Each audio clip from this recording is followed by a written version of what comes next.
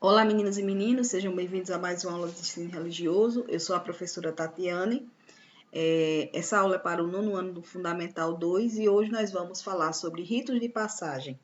E aí, dentro dos ritos de passagem, nós vamos falar sobre a morte como uma parte da vida e como um ritual de passagem, sobre a ótica de algumas religiões.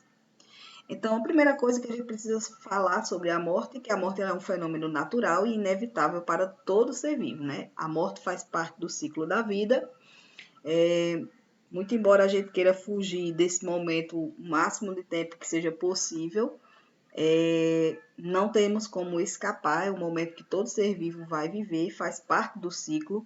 Embora seja um tema muito complexo e muitas vezes delicado de se discutir, compreender e falar sobre a morte de maneira natural deve ser uma prática na nossa vida, porque é uma certeza de um fim de um ciclo, né? Todos nós sabemos que um dia nós não estaremos mais vivos porque somos matéria e como matéria nós vamos à falência, falecer os órgãos e vamos morrer, né? Então, falar sobre morte é também falar sobre vida. Não dá para a gente falar sobre a morte sem a gente refletir também sobre a vida, porque refletir sobre o momento da morte é refletir sobre também como nós estamos vivendo esse intervalo, né, entre o nascer e o morrer, que é o viver. Então, nós vamos, nessa aula de hoje, entender como é que a ciência entende a vida, o início da vida, como é que a ciência entende a morte, como a religião entende a vida e como a religião entende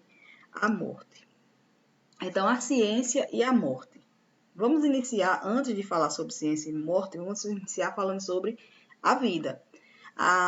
Para a ciência, a vida está ligada a um processo biológico. A ciência ela trata a vida apenas como um processo biológico. Não existe para a ciência a questão da dádiva divina, da vida como um presente dado por Deus.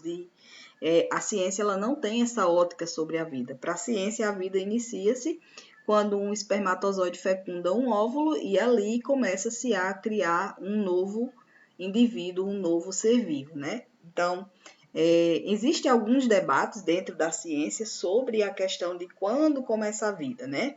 Para a religião, a vida começa no momento que o espermatozoide entra no óvulo. Para algumas vertentes científicas, esse ponto de início da vida é também aceito, mas existem alguns cientistas que vão divergir sobre esse tema, dizendo que a vida só se inicia quando começa-se a se formar dentro daquele óvulo fecundado órgãos e sistemas nervosos, né? Mas para a religião, a partir do momento que o espermatozoide fecunda, cria-se o zigoto, então aí já tem uma vida. Já a morte, ela é um pouco mais. Já existe um consenso maior dentro da ciência sobre quando o indivíduo está morto, né? Para a ciência, o indivíduo está morto quando acaba a atividade cerebral. Quando não há mais atividade cerebral, mesmo que o coração continue ainda batendo, esse indivíduo não é mais considerado como um indivíduo que está vivo, porque ele não tem mais ali a razão. O coração ele está batendo por questões biológicas, mas não está mais obedecendo a um cérebro. Aquele indivíduo ele não tem mais um comando, não pode mais ser considerado como uma pessoa que está viva, não tem mais atividade no seu cérebro, não mais raciocina. Então, parou o cérebro, o indivíduo é considerado morto. E é nesse momento, por exemplo, que são retirados órgãos para que sejam doados, né? Os órgãos ainda estão vivos, ainda não estão mortos. Então, o cérebro morreu, mas o coração, os rins, o fígado ainda não morreu e os órgãos podem ser aproveitados e retirados ainda vivos. E para as religiões, a morte ela é vista, na maior parte das religiões, apenas como uma passagem. Passagem de quê? Uma passagem do mundo dos vivos para o mundo dos mortos, de uma dimensão física para uma dimensão espiritual, certo? O mundo espiritual inclui algumas crenças. E aí, tendo em vista que a morte é vista pelas religiões como a passagem de uma dimensão para outra, apesar de todas concordarem, a maioria das religiões concordarem que a morte é essa passagem, depois que o espírito passa para essa outra dimensão não física, cada religião vai explicar um pouco o que é que vai acontecer, né? Existem religiões, por exemplo, o cristianismo, que acredita que o espírito, após essa morte, ele vai receber um castigo ou uma recompensa. Vai tudo depender de como ele se comportou.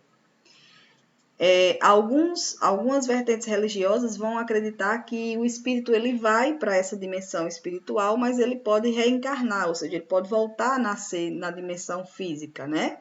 Outras religiões acreditam que o espírito ele não vai voltar, não vai reencarnar, ele vai ficar em um repouso até o dia do juízo final. Por exemplo, os judeus acreditam assim, os cristãos acreditam assim e os muçulmanos acreditam assim, que o espírito fica adormecido em um determinado lugar, no dia haverá um juízo final e nesse dia que será realmente, de fato, encaminhado os espíritos para os seus lugares de eternidade, o céu ou o inferno. Para essas três religiões vão funcionar assim. Existem religiões que tratam sobre ancestralidade, como, por exemplo, as religiões de matriz indígena, de indígenas ou de matriz africana, que vão dizer que muitos desses espíritos vão se transformar em guias, né? Eles são ancestrais que vão guiar os vivos e que vão fazer parte da vida dos vivos, orientando esses vivos para que possam ter uma vida melhor, né? Tendo em vista que a morte ela é uma passagem, por esse motivo, as religiões vão criar os ritos fúnebres. Então, toda religião tem o seu próprio rito fúnebre, a sua forma de velar, a sua forma de enterrar, os seus rituais relacionados àquele corpo, e cada ritual tem um porquê, cada ritual é cheio de ritos e cada rito deve ser seguido para que o espírito daquela pessoa que acabou de morrer possa encontrar o destino correto para aquela religião. Essas serão nossas próximas aulas. Nós vamos estudar ritos fúnebres de diferentes religiões e compreender por que a religião enterra de uma forma, por que a religião veste uma determinada roupa e por que eles acreditam que esse espírito vão para um determinado lugar. Esses serão nossos próximos estudos. Para concluir o nosso conteúdo de hoje, a gente precisa entender que a morte ela tanto é um mistério para a ciência quanto para as religiões. Entretanto, cada uma dessas vertentes da humanidade tenta explicar esse momento da vida, né? Porque a morte ela é um momento da nossa vida. Então, cada religião vai focar nesse momento, trazendo seus rituais, de forma a contribuir para que a humanidade possa sentir-se mais confortável com esse momento que é inevitável. Espero que vocês todos tenham gostado da aula. Bons estudos e até a próxima aula.